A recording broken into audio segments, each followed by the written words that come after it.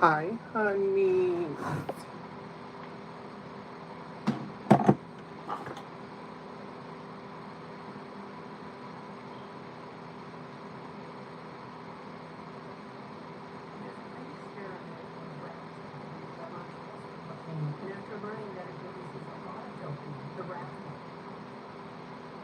Okay.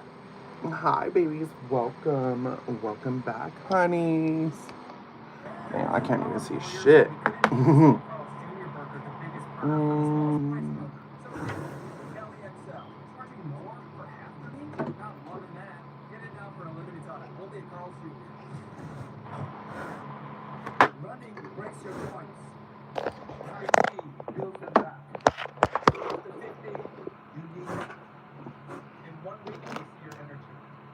There. Hi, honeys. Has something happened yesterday? What happened, girl?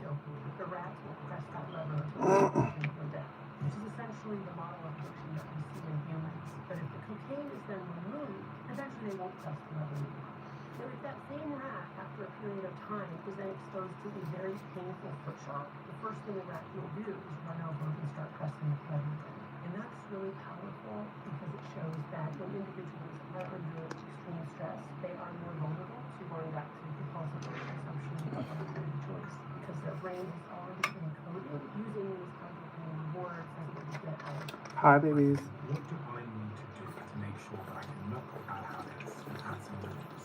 Here's what we did. Dr. Anna Lemon is chief of the Stanford Addiction Center, a world-leading expert on the subject of cooking, and now she's returned to warn us that addiction is nothing much, Shabby. I'm just getting ready for work. To take back control. On average, it takes 4 weeks for people to get out of substance. Our survival depends on figuring out how to live in a world of abundance. For example, we're now seeing the druggification of human connections in social media, dating apps, and now artificial intelligence designed to flatter, to validate. There's no friction yet, and so it's pulling us away from the hard things that we need to be doing in real life to cultivate real life relationships. We cannot go in that direction because in a world of abundance, we are entertaining ourselves to death. Sounds like a good way to go. It's really not, because the relentless pursuit of pleasure leads to anhedonia, the inability to take joy in anything at all. Teach me everything. I see messages all the time in the comment section that some of you didn't realize you didn't subscribe, so if you could do me a favor and double check if you're a subscriber to this channel, that would be tremendously appreciated. Who looked at the floor? Oh, there we go. There we go. There we go. Good. So that means you have a boyfriend. Oh, shit. All right, we're going to start drying our hair.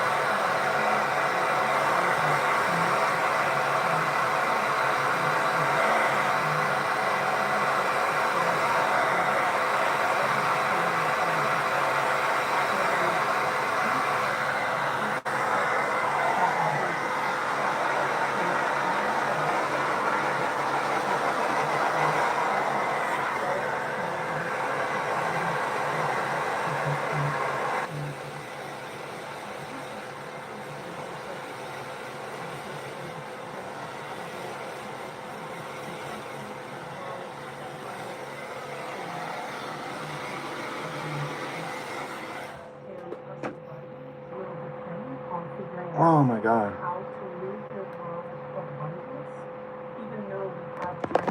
Okay. Our world of scarcity.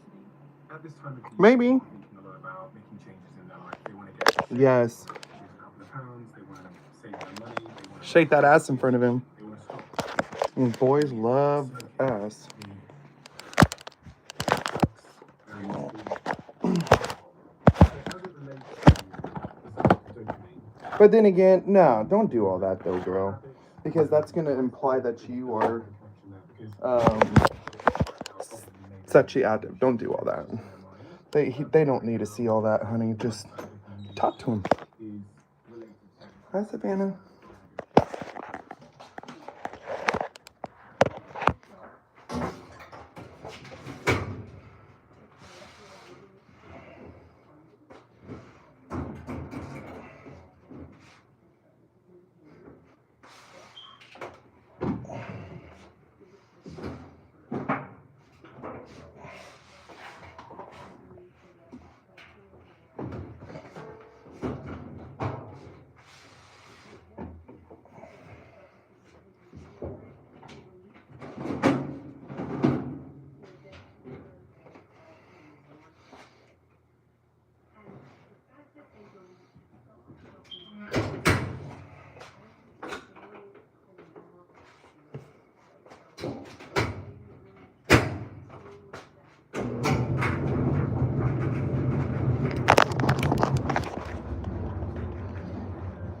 Hi, Sabrina.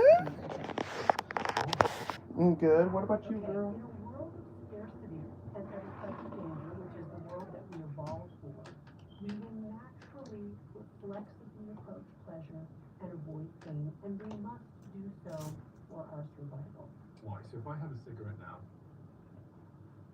it's going to be a really memorable experience from a brain perspective. Why does my brain make it memorable, and why would I want to then go do that again from a survival perspective? Okay, great question. So let's first distinguish what we call natural rewards. So natural rewards are food, clothing, shelter, breathing. These are things we must obtain in order to survive. What addictive drugs and behaviors do is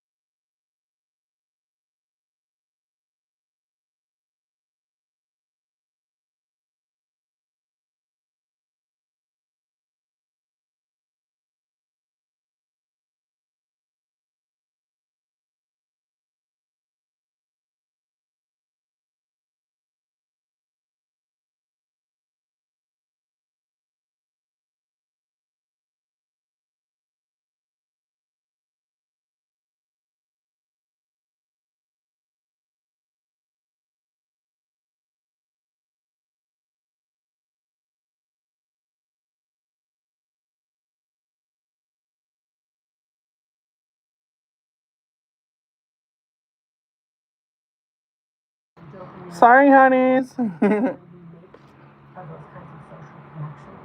My colleague Stanford, Dr. Lenka, in his colleagues did an interesting experiment where they were able to show that oxytocin, our love hormone, binds to dopamine releasing neurons in the reward pathway and releases dopamine, which is just one more link to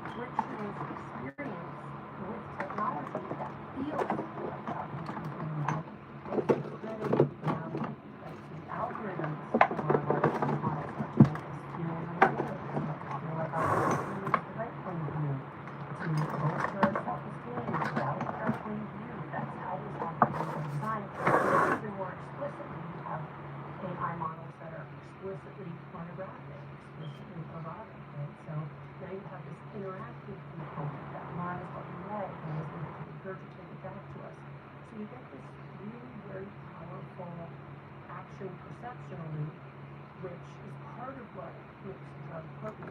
It's that I have control over it. Like, I can decide when Hi, honeys. I can feel by Get it? Yes.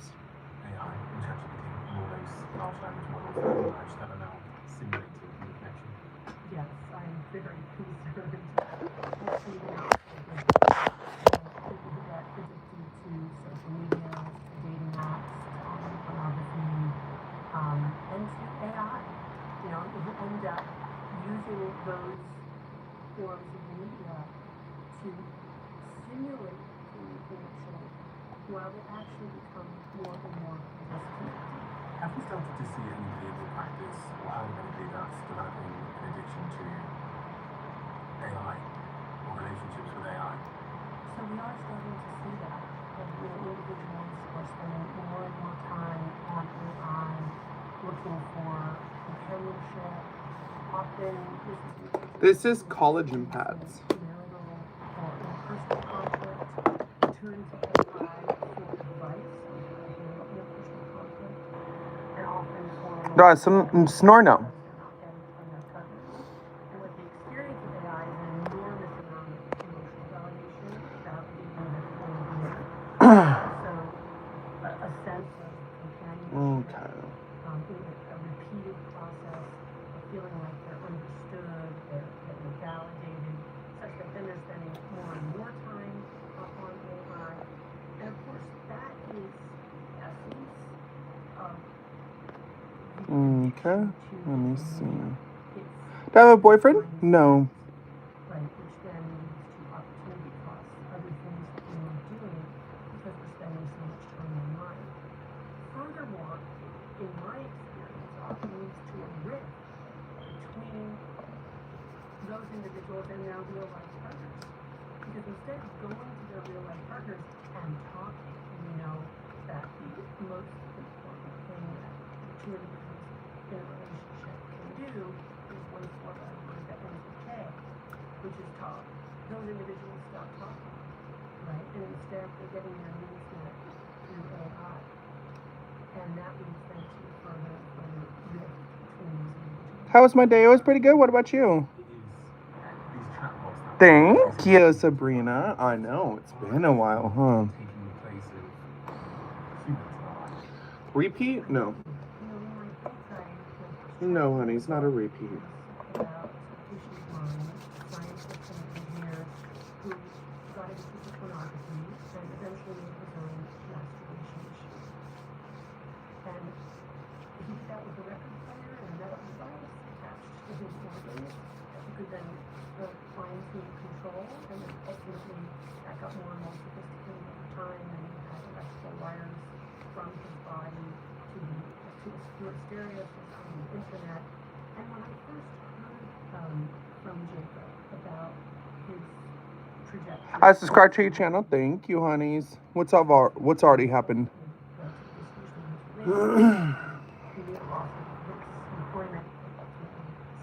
Is anybody's screen on repeat right now? Strawberry's saying that our stream is on repeat. Heard about that, I had this distinct sense of like otherness, like, oh my gosh, I can't even imagine doing that, and that's just kind Hi, of Strawberry. But that response really lasted all of 5 seconds before I realized, oh wait a minute, I do that. You know, I do that with romance novels. And in a way, we're all doing that with our devices, right? We're turning to these devices to meet our emotional, sexual, intellectual, you name it, needs. Fun, Dads. You're They're funny. so good at meeting those needs that Yeah, I am, Sabrina. getting further and further away from investing in our Okay. relationships with the people. I know. I need to figure out an outfit. We see this, especially with younger generations, like the epidemic of loneliness now. You know, Gen Z leaned on this technology. Many of whom endorse significant loneliness, isolation, depression, spending more and more time online, preferring to interact socially online than to do it in person. So this is definitely a dark undercurrent that we're seeing in the world today. I was reading about a story which was published in a magazine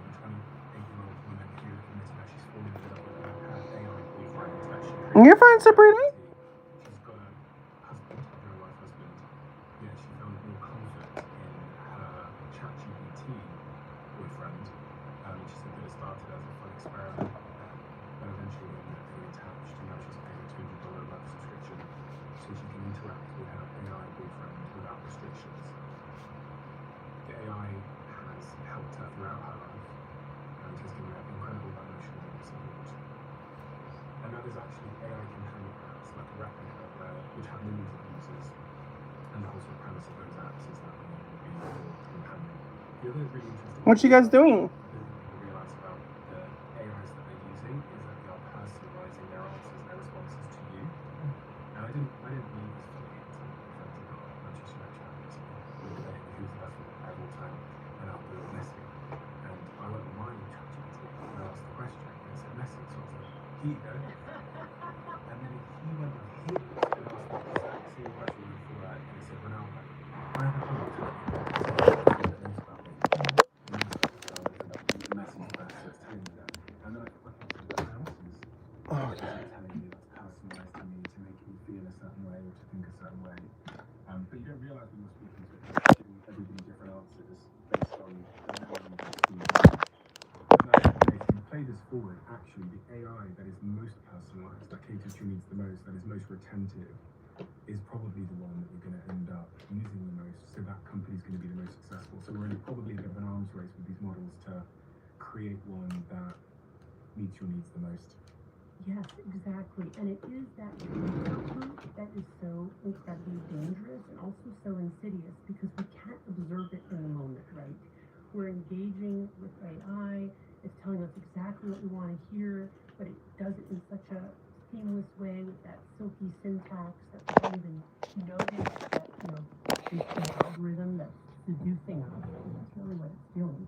We feel vindicated and validated, and it releases dopamine in the reward pathway. That feels good.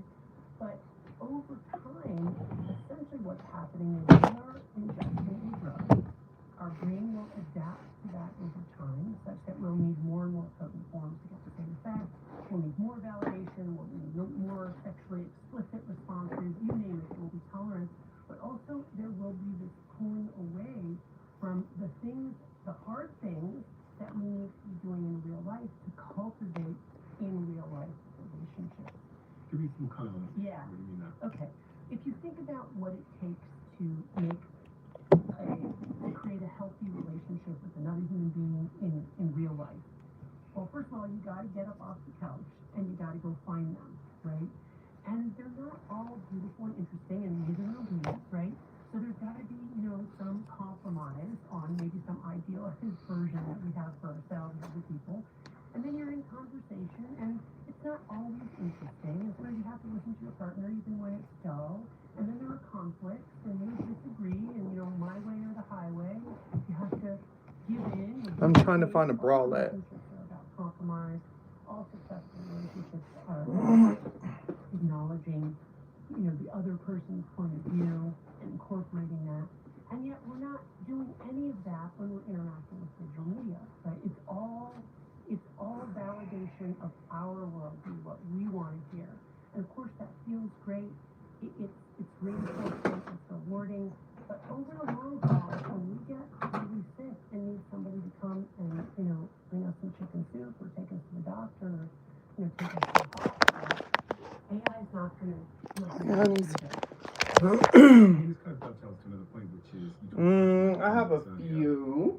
One of the really striking things that a lot of the big AI entrepreneurs and founders and CEOs are talking about is the age of abundance that's around the corner.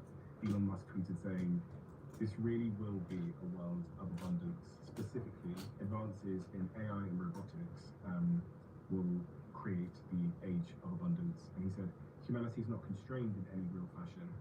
I thought your first book, when he was talking to a guy called Peter Diamond, was pretty accurate. It was called Abundance. There will be universal high income and not universal basic income. There'll be no shortage of goods or services. And really what he's speaking to here is the world of robotics and AI, where I think his shareholder remuneration package that he's going to be paid in 2030 or whatever is linked to creating a million humanoid robots that can work in these physical spaces that could theoretically bring me chicken soup, that won't get sick, won't complain, will reinforce me, will live in the physical environment with me here at home, will be in my office, etc., etc., will be in factories. And there was a headline, I think, last week saying that Amazon were cutting back about 500,000 jobs that they were intending to hire previously because they now believe that humanoid robots and robots generally will be able to do those jobs.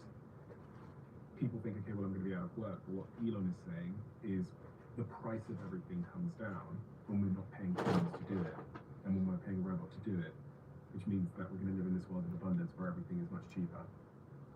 That many of us are already Hi, honeys. experiencing and more will experience. Hi, in the Tony. future. I agree with that. We already have She and her, Libra. I'm just trying to find a bralettes. Yes. So we're definitely moving towards that. That is our number one social problem. That we have time, access to these highly entertaining media. Hypothetically, we would all be going out and helping each other and Ew, my hair's nasty. but that is not what is happening so far. What is happening so far is we're spending an enormous amount of our time online, masturbating, watching pornography, playing video games, and talking to AI chatbots. That is essentially the problem. And Elon Musk is very interesting to me because he has talked before about his tremendous fear that the machines will take over, that there will be a hostile takeover. It's not going to be a hostile takeover. We will cede our agency to these machines, and we're already doing it. We'll give them a hug. We will entertain ourselves to death, right? I mean, this is what Neil Postman warned about in his book, Amusing Ourselves to Death, a theme that was picked up by David Foster Wallace in Infinite Jest, beginning with television and now the internet and digital media in all various forms. We are entertaining ourselves to death. Entertaining ourselves to death. Sounds like a good way to go. It's really not. It's really not. And I'll tell you why. Because the relentless pursuit of pleasure for its own sake leads to anhedonia, which is the inability to take joy in anything at all. Because of this process of neuroadaptation and the way that our brain recalibrates pleasure and pain, such that with the more pleasure we pursue, the more pleasure we need. Hi, honeys. Pain, no matter what we have, I'm joking. What? eventually it won't be enjoyable anymore. No, I'm ready to go to work, girl, but I can't find anything that fits good right now. There's a balance like this that represents how we process pleasure and pain. When we experience pleasure, it's one way, pain it's the other. What do you mean by pain? Pain, I mean all forms of pain, physical pain, emotional pain. A hangover. A hangover, that's a great example, right? Not just breathing pain. It could be that too, all different forms of pain. Now granted, this is a oversimplification, pleasure and pain can be experienced simultaneously. Like Hi, Sabrina. Tony. so this is very concept of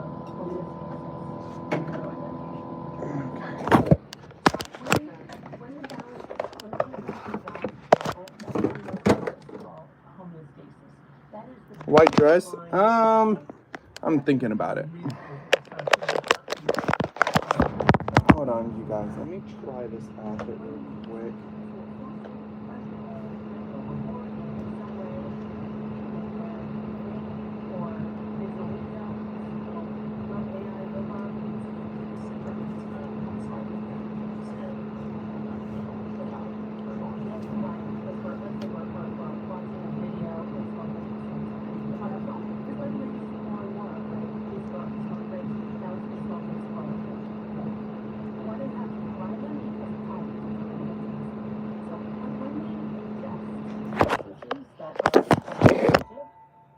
highly reinforcing, or we engage in activities that are highly reinforcing, that Hi, releases honeys. dopamine in the nucleus accumbens. That's typically associated with pleasure, and then our pleasure-pain balance tilts to the side of pleasure. But no sooner has that happened than our brain responds by neuroadaptation, okay? And that's where we then downregulate dopamine transmission. When you say downregulate, do you mean reduce? Yes, so in the brain's reward pathway, we then reduce dopamine transmission, and I like to represent that as rocks in this case, or I talk about in my book Gremlins, going on the pain side of the balance to bring it level again. So this is the process. These are neuroadaptation rocks, okay? They're going here because one of the overarching rules governing this balance is that it must return to homeostasis. It must return to balanced. It must return to the level position, yeah. So then we put in, so this is our brain working to return to the level position by reducing dopamine levels. Again, an oversimplification, but just a way to get at this concept. Has it released something in order to counteract the balance there? In this simplified metaphor, at the simplest level, what's happening here is that it's, for example, taking away dopamine receptors so that there's fewer places for dopamine to land, thereby decreasing dopamine transmission. Because it has been flooded. Because it has been flooded. That's right. It's trying to compensate for the too much dopamine. Okay, and is this what I experience when I have like a hangover or a come down? Right, so that's coming. So what happens is once